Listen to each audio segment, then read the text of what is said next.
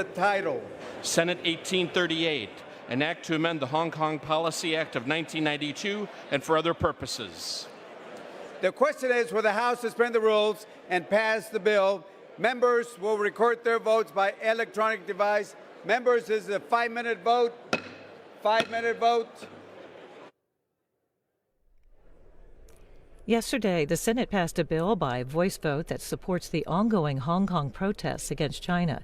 And now the House votes on the measure relating to democracy and human rights in Hong Kong. Another vote that prohibits the export of munitions to the Hong Kong police force follows this one. The House has one legislative day left before the Thanksgiving recess, and members gavel in tomorrow at 9 a.m. Eastern to complete work on a measure that aims to curb workplace violence for healthcare and social service workers. The House Intelligence Committee continues its impeachment inquiry hearings today. Earlier, the committee heard testimony from Gordon Sondland, the U.S. ambassador to the European Union. And after these House votes are over, another hearing begins with Deputy Assistant Defense Secretary Laura Cooper and State Department Undersecretary David Hale. You can watch live coverage on C-SPAN 3. You can also watch online at cspan.org or listen on the free C-SPAN radio app.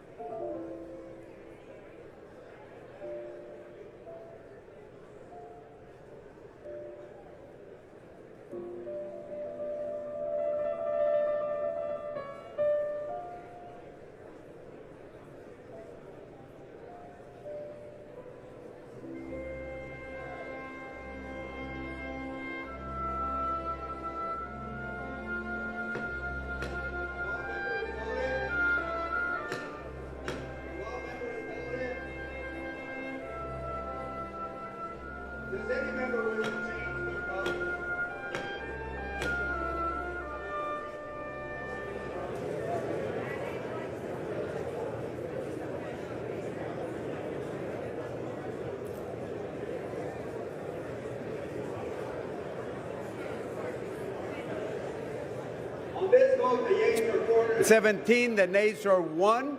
Two-thirds being the affirmative, the rules are suspended, the bill is passed, and without objection, the motion to reconsider is laid on the table.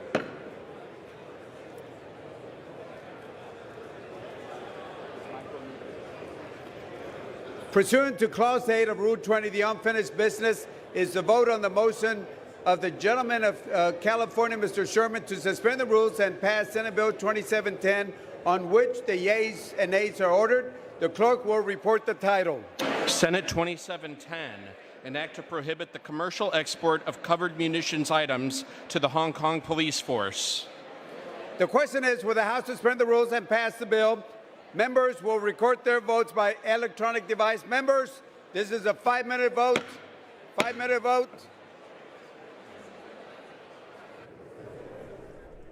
This is the final vote in the House today on a bill that prohibits that export of munitions to the Hong Kong police force. The chamber just passed another measure related to Hong Kong, supporting the recent protests against China relating to democracy and human rights. Tomorrow, government funding expires. Yesterday, the House passed a measure that funds the government through December 20th. The Senate will need to also pass that legislation, and President Trump will need to sign it in order to avoid a government shutdown. Follow the Senate live on C-SPAN 2. New York Congresswoman Carolyn Maloney is the new chair of the Oversight and Reform Committee. She won a secret ballot earlier today by a vote of 133 to 86 over Virginia Representative Jerry Connolly. Congresswoman Maloney now succeeds Elijah Cummings, who died last month.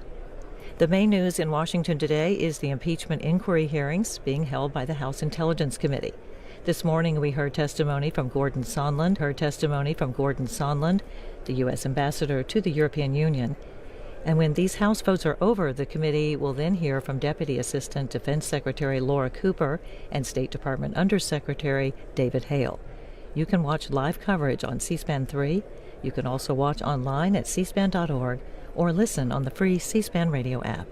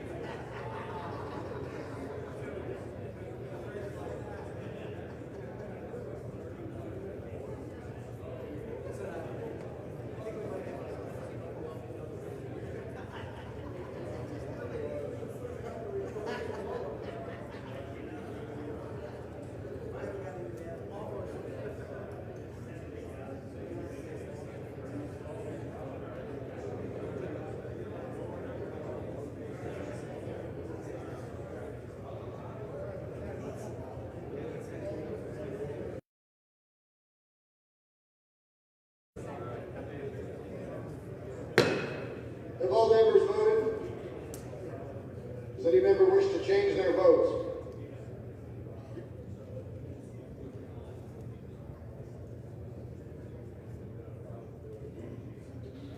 On this vote, the yeas are 417, the nays are 0.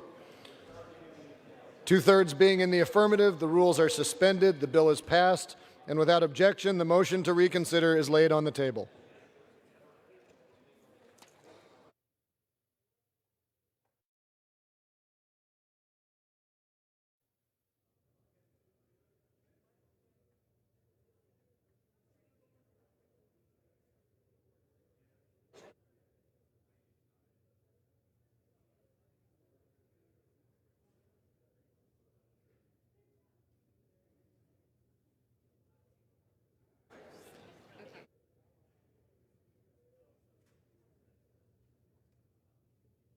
The chair announces the Speaker's appointment pursuant to 22 U.S.C. 276D in the order of the House of January 3rd, 2019 of the following member on the part of the House to the Canada-United States Interparliamentary Group.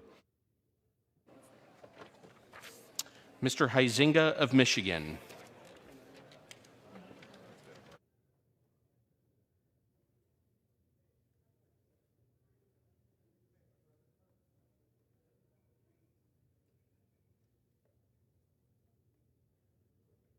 For what purpose does the gentleman from California seek recognition? Mr. Speaker, I ask for unanimous consent to address the House for 1 minute. Without objection. Gentleman is recognized. Thank you, Mr. Speaker.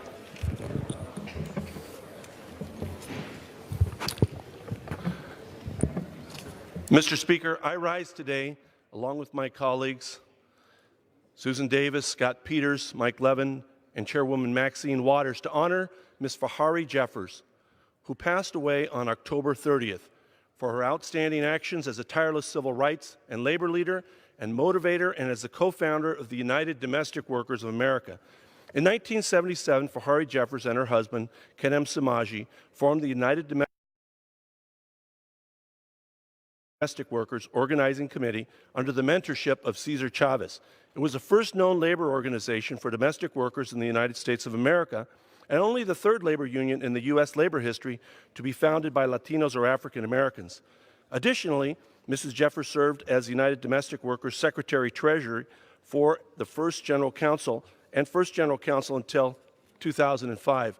Ms. Jeffers worked tirelessly as lead negotiator for all union contracts throughout the state of California, pursuing life improvements that helped millions of Americans in the state and nationwide. Her model collective bargaining rights law of 1999 is patterned across California and the nation, where over 2 million home care workers enjoy union rights. Fahari regarded writing this legislation as one of her proudest accomplishments. Asserting rights for our nation's domestic workers gave way to the passage of the first ever Federal Domestic Workers Bill of Rights in 2013. Ms. Jeffers used her skills and experience to represent and defend the rights of one of the most underrepresented and underpaid working groups in our society, our home care workers who clean, cook, and provide personal care assistance to the sick and disabled. In 2018, Fahari was inducted into the San Diego County Women's Hall of Fame. At home in National City, the devoutly Catholic couple adopted 16 children over the years. Survivors include her husband of 44 years, Ken M. Samaji, her siblings Rose Glassford of Bermuda, Karama Broach of North Carolina, Joe Jeffers of Colorado, Vicki Jeffers of North Carolina, and Dr. Adam Jeffers of the United Arab Emirates, and her adopted children. We would like to honor Fahari Jeffers for her dedication and lifelong commitment to civil rights, the labor movement, and the community. I ask that members and guests in the gallery rise for a moment of silence.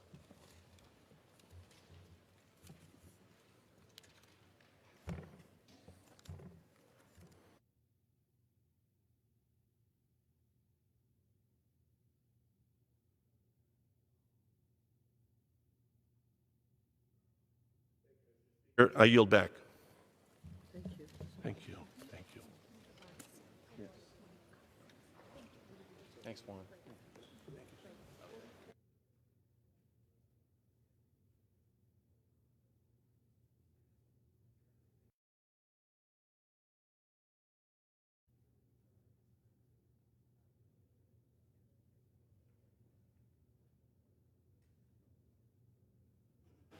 For what purpose does the gentlewoman from Minnesota seek recognition? Mr. Speaker, I ask unanimous consent to take from the Speaker's table S 862 and ask for its immediate consideration in the House. The clerk will report the title of the bill. Senate 862, an act to extend the sunset for collateral requirements for Small Business Administration disaster loans. Is there an objection to the consideration of the bill? Without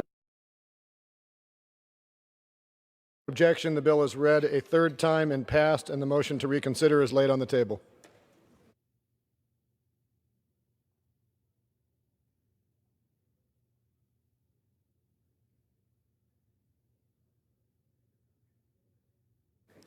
For what purpose does the gentleman from New Jersey seek recognition? Mr. Speaker, I ask unanimous consent that when the House adjourns today, it adjourns to meet at 9 a.m. tomorrow. Without objection. The chair will now entertain requests for 1-minute speeches.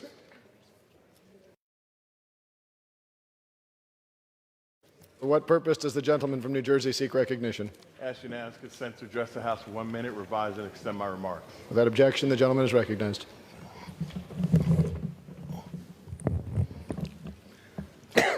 Mr. Speaker, I rise today to recognize November as National Entrepreneur Month. America has always been known as a land of innovation, and entrepreneurs combine innovation with capitalism. But there is a group of future business leaders that needs our help, the minority entrepreneurs.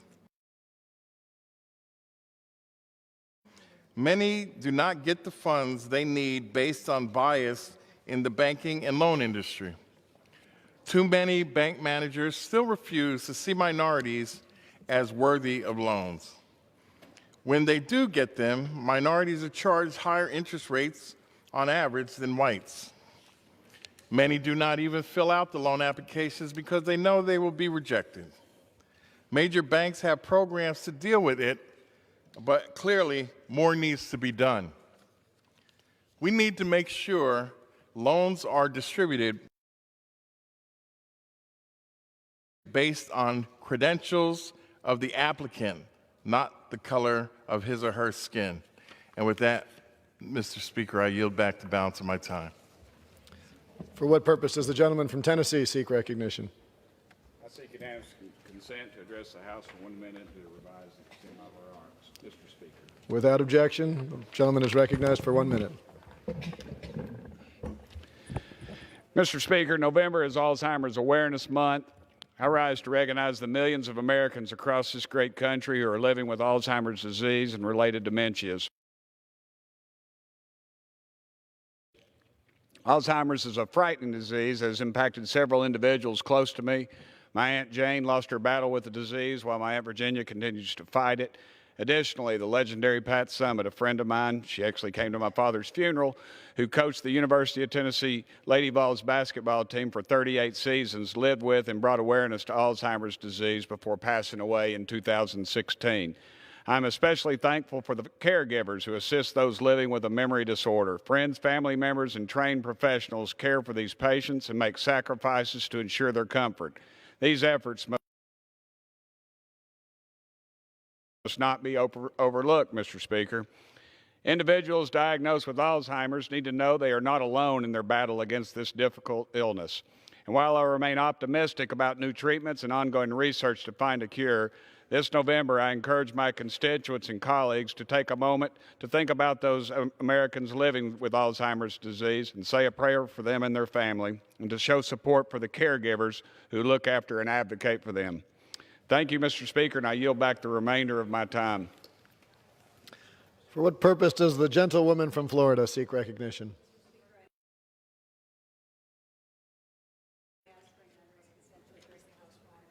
Without objection, the gentlewoman is recognized.